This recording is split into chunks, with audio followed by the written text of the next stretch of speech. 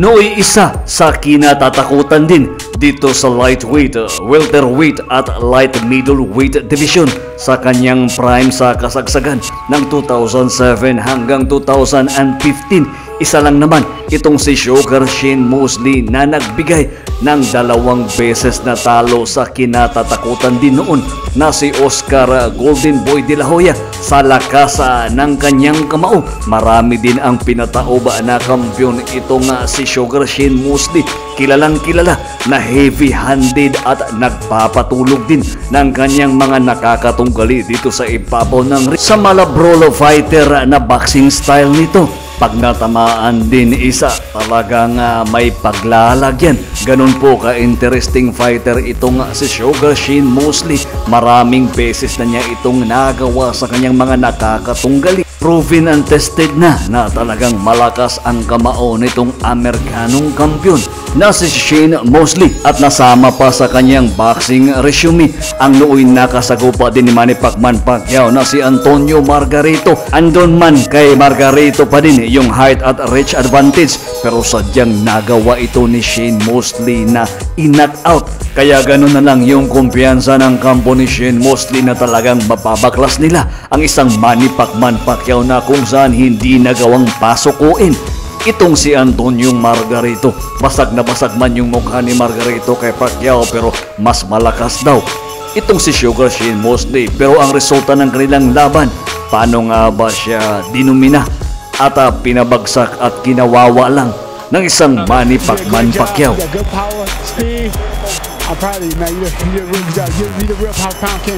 Sumaludo din itong si Shane Mosley sa lakas ng kamao at galing ng isang Manny Pacquiao, at ayon pa sa coach ni Sugar Shane Mosley, yo, it was different.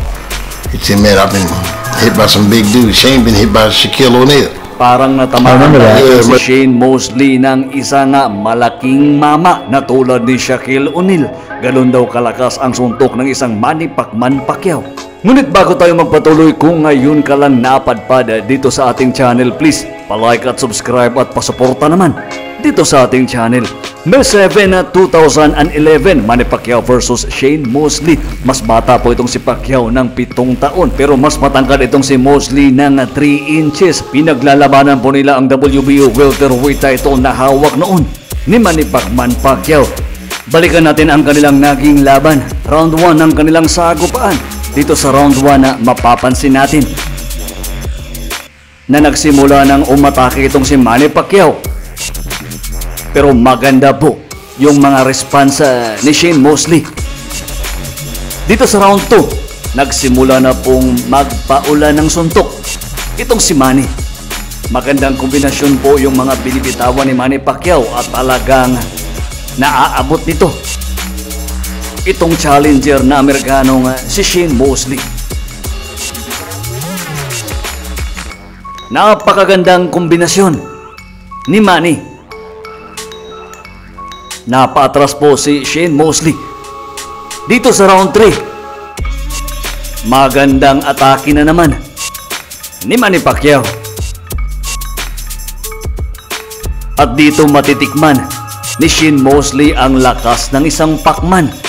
Ayun, kumonekta po yung napakalakas na straight left ni Manny, at doon isa bumagsak po si Shane Mosley. Nadama po ng isang Amerikanong challenger na si Mosley ang lakas ng kamao ng isang Manny Pacquiao.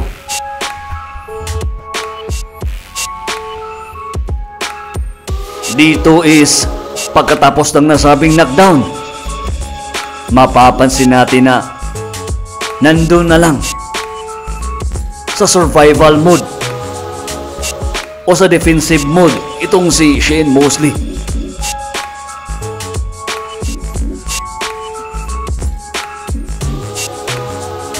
Round 4 ng kanilang laban,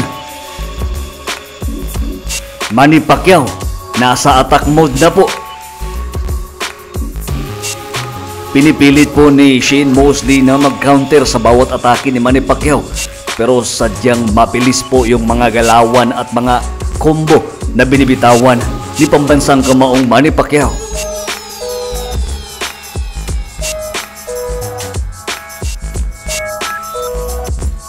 Pinapasok po ni Pacquiao ang depensa ni Shane Mosley. Manny Pacquiao, isang napakagandang kombinasyon na naman. Round 6 ng kanilang laban.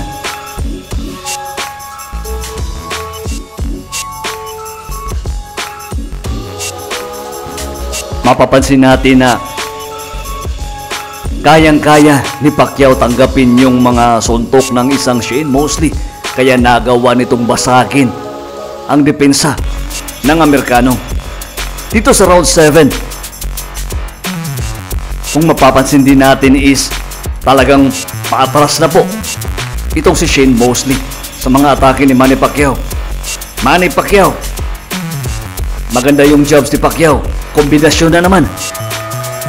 Talagang napakabilis ng mga footworks ni Manny Pacquiao. Round 9 ng kanilang laban. Straight left na naman ni Manny. At dito is talagang nayayanig ang isang Shane Mosley. Round 10 ng kanilang sagupan. Dito is nilalamok na po itong si Mosley sa mga kombinasyon na binibitawan ni Manny. Pero dito sa round 10, na-charge po na knockdown ng refereeing si Kenny Bayless ang pagkatumba ni Manny Pacquiao, which is na-outbalance lang sana. Pero binilangan po ng referee. Talagang nakapabor doon ang challenger na si Shane Mosley. Nagulat po si Manny Pacquiao nang binilangan ito na official knockdown. Pero kung mapapansin natin is talagang hinahabol na siya ni Pacquiao. Parang tumatakbong paatras na po itong si Shane Mosley. Round 11 ng kanilang laban. Si Manny Pacquiao pa rin yung talagang umaatake. Magandang kombinasyon ni Manny. Humahawak na po itong si Shane Mosley.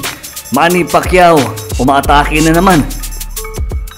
Kaliwa, kanan, uppercut. Talagang napakagandang mga kombinasyon na binibitawan ni Manny Pacquiao. Grabe yung stamina ni Manny. Kung mapapansin natin yung footwork ni Pacquiao is talagang napaka-impresibo. Dito sa huling round ng kanilang laban, wala na po itong si Shane Mosley. Nag-survive naman siya, pero talagang mapapansin natin na napakalayo sa kalidad ng isang Manny Pacquiao itong si Shane Mosley.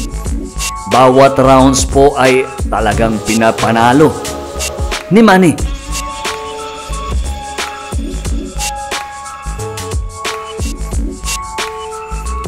Pagkatapos po ng 12 rounds, nakuha po ng ating pambansang kamaong si Manny Pacquiao ang unanimous decision victory.